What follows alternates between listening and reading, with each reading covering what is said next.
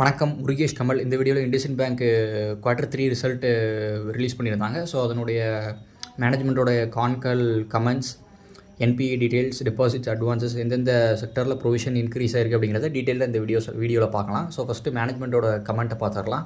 So மேனேஜ்மெண்ட்டோட கமெண்ட்டில் முக்கியமான points மட்டும் இங்கே கொடுத்துருக்கேன். ஸோ ஃபஸ்ட்டு மைக்ரோ ஃபைனான்ஸ் செக்டரில் Q4லையுமே ஸ்ட்ரெஸ் கண்டினியூ ஆகும் அப்படிங்கிற மாதிரி தான் மேனேஜ்மெண்ட்லேருந்து கமெண்ட்ரி கொடுத்துருக்காங்க.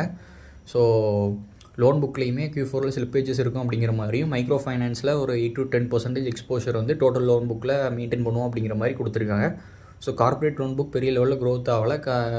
என்ன ரீசன் கேட்டதுக்கு, கார்ப்பரேட் லோன் புக்கை பேலன்ஸ் பண்ணிகிட்டு இருக்கிறனால பர்ஃபார்மன்ஸ் வந்து மியூட்டடாக இருக்குது அப்படிங்கிற மாதிரியும், ஹோம் லோன் வந்து பார்த்தோன்னா இயர் ஆன் இயர் ஒரு 128%, 3,144 crore போன வருஷம் Q3க்கும் இந்த வருஷம் Q3க்கும் இன்க்ரீஸ் ஆகிருக்கு அப்படிங்கிற மாதிரி சொல்லியிருக்காங்க. ஸோ Q4மே மைக்ரோ ஃபைனான்ஸ் செக்டர் ஸ்ட்ரெஸ்ஸாக தான் இருக்கும் அப்படிங்கிற மாதிரி மேனேஜ்மெண்ட் சைட்லேருந்து கமெண்ட்ரி கொடுத்துருக்காங்க. ஸோ அப்படின்னா என்ன அர்த்தம்னா, ப்ரொவிஷன் வந்து Q4லையுமே கண்டினியூ ஆகும் அப்படிங்கிற மாதிரி தான் சொல்லியிருக்காங்க. ஸோ பேலன்ஸ் ஷீட்னு பார்த்தோம்னா, டெபாசிட்னு பார்த்தோம்னா இயர் ஆன் இயர் ஒரு 11%, குவார்டர் ஆன் குவார்டர் ஒரு -1%, அட்வான்சஸ்ன்னு பார்த்தோன்னா year on year 12% and quarter on quarter ஒரு 3% க்ரோத் ஆகிருக்கு. ஒரு 3,66,889 crore, 4,09,438 crore இருக்குது டெபாசிட்ஸ் அண்ட் அட்வான்சஸ். ஓரளவுக்கு மியூட்டட் பர்ஃபார்மன்ஸ் தான். ப்ராஃபிட் அண்ட் லாஸ்ன்னு பார்த்தோம்னா, டோட்டல் இன்கம்னு பார்த்தோம்னா இயர் ஆன் இயர் ஒரு 1%, 7,583 crore. போன வருஷம் Q3 FY24க்கும் Q3 FY24க்கும் டிஃப்ரென்ஸ் இருக்குது. ஸோ குவார்டர் அண்ட் குவார்டருமே 1% தான். ஸோ பெரிய லெவலில் க்ரோத் இல்லை. ஸோ ப்ரிசீடிங் 9 monthsன்னு பார்த்தோன்னா 9 month FY24க்கும் FY25க்கும் பார்த்தோம்னா ஒரு 4% இன்க்ரீஸ் ஆகிருக்கு. ஸோ ப்ரொவிஷன்னு பார்த்தோம்னா இங்கே தான் முக்கியமாக கவனிக்க வேண்டியது. ஸோ போன வருஷம் இதே குவார்ட்டர் வந்து 969 கோடியிலேருந்து கிட்டத்தட்ட 1,743 கோடி, கிட்டத்தட்ட ஒரு 80% வந்து Q3 FY24க்கும் Q3 FY25க்கும் ப்ரொவிஷன் வந்து இன்க்ரீஸ் பண்ணியிருக்காங்க. ஸோ 9 month ப்ரிசீடிங்குமே பார்த்தீங்கன்னா 2,935 crore 4,614 crore, ஒரு 57% இயர் ஆன் இயர் வந்து ப்ரொவிஷன்ஸ் அண்ட் கண்டிஜென்சிஸ் வந்து இன்க்ரீஸ் ஆகிருக்கு. ப்ரொவிஷன்ஸ் இன்க்ரீஸ் ஆனதுனால ப்ராஃபிட்னு பார்த்தோன்னா இயர் ஆன் இயர் 2,301 crore போன வருஷம் இதே குவார்ட்டர்லேருந்து 1,402 கோடி, ஒரு 39% டிக்ரீஸ் ஆகிருக்கு. அதே மாதிரி 9 monthsன்னு பார்த்தோன்னாலுமே ஒரு 26%, 6,228 கோடியிலேருந்து 4,904 கோடி ரூபாயாக இருக்குது. ஸோ Q4லையுமே இந்த ப்ரொவிஷன் கண்டினியூ பண்ணுவாங்க அப்படிங்கிற மாதிரி தான் நான் எண்ணுறேன். பட் போன குவார்ட்டருக்கு இந்த குவார்ட்டர் ப்ரொவிஷன் வந்து ஓரளவுக்கு கம்மி பண்ணியிருக்காங்க. ஸோ என்பிஏ டீட்டெயில்ஸ் ஃபர்தர் ஸ்லைட்ஸில் பார்க்கலாம். ஸோ அதர் இன்கம்னு பார்த்தோம்னாலுமே குவார்டர் ஆன் குவார்ட்டர் ஒரு 8%, இயர் ஆன் இயர் ஒரு -2% இருக்குது. பரவாயில்ல, குறை சொல்கிற மாதிரி ஒன்றும் இல்லை. ஸோ லோன் புக்குன்னு பார்த்தோம்னா வெஹிக்கிள் ஃபைனான்ஸ் ஒரு 25%, நான் வெஹிக்கிள் ஃபைனான்ஸ் ஒரு 20%, மைக்ரோ ஃபைனான்ஸ் லோன்ஸ் வந்து ஒரு 9% ஆஃப் டோட்டல் லோன் புக் இருக்குது. ஸோ ஹோம் லோன் பார்த்தோம்னா 3,144 crore.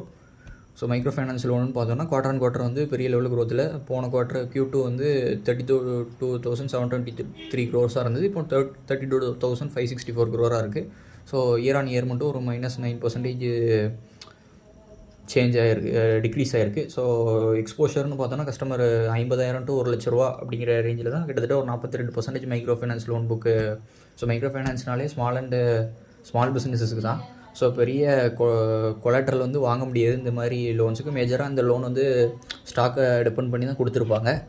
ஸோ மைக்ரோ ஃபைனான்ஸ் வந்து ஸ்ட்ரெஸ் ஆகுதுனாலே இது இந்த வேல்யூ வச்சு பார்த்தோம்னா நம்பர் ஆஃப் லோன்ஸ் வந்து ரொம்பவே அதிகமாக இருக்கும். ஸோ அதை கலெக்ட் பண்ணுறது வந்து கொஞ்சம் கஷ்டமான டாஸ்க் தான். பட் அதுக்கு தகுந்தாப்லே இன்ட்ரெஸ்ட் ரேட்டுமே சார்ஜ் பண்ணுவாங்க. ஸோ என்பிஏன்னு பார்த்தோம்னா Q2வோட Q3யில் வந்து இன்க்ரீஸ் ஆகிருக்கு. கிட்டத்தட்ட 6.54லேருந்து 7.05% ஆகும். அமௌண்ட்டுன்னு பார்த்தோன்னா 2,259 crore 2,432 crore இன்க்ரீஸ் ஆகிருக்கு. ஸோ Q4லையுமே என்பிஏ வந்து இன்க்ரீஸ் ஆகும் அப்படிங்கிற மாதிரி தான் மேனேஜ்மெண்ட் சைட்லேருந்து கமெண்ட்ரி கொடுத்துருக்காங்க.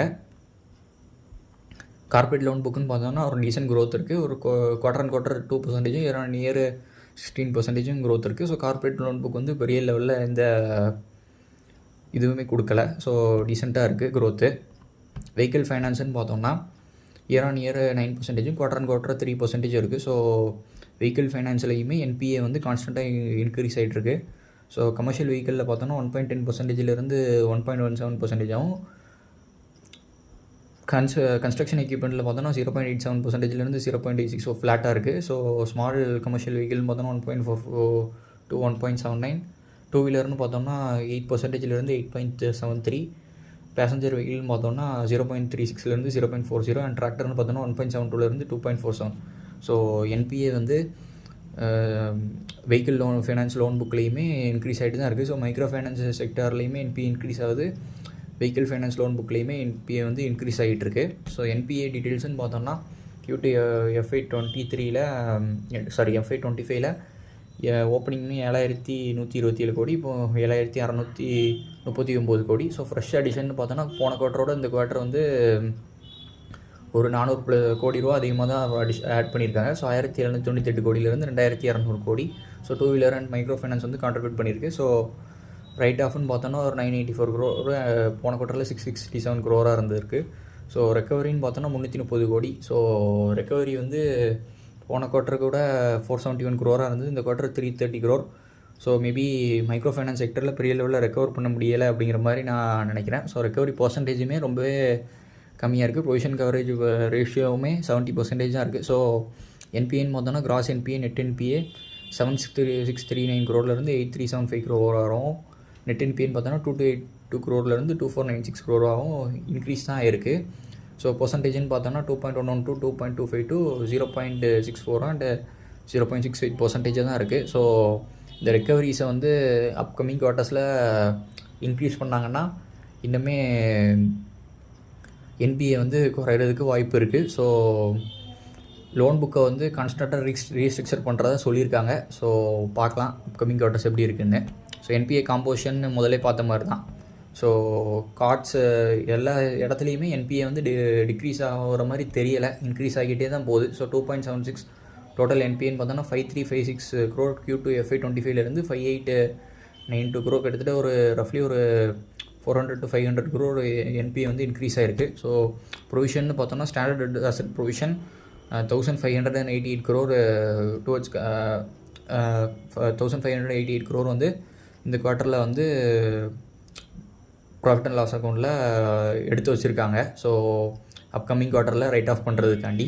ஸோ லோன் ரிலேட்டட் ப்ரொவிஷன் வந்து டோட்டல் லோன் புக்கில் எவ்வளோ இருக்குன்னா 2.40% ஆஃப் டோட்டல் லோன் புக். அதாவது அட்வான்சஸ் 3,66,889 crore அட்வான்சஸில் ஒரு 2.40% என்பிஏ, அதாவது ப்ரொவிஷனாக 8,792 கோடியாக எடுத்து வச்சுருக்காங்க. ஸோ பிரான்ச்சஸ்ன்னு பார்த்தோம்னா போன வருஷம் இதே குவார்ட்டரில் 2,728லேருந்து 3,063 ஓரளவுக்கு இன்க்ரீஸ் ஆகிருக்கு. ஸோ செக்மெண்ட் ரெவன்யூன்னு வந்துட்டோம்னா ட்ரெஷரியுமே 2,100 கோடியிலேருந்து 2,591 கோடி.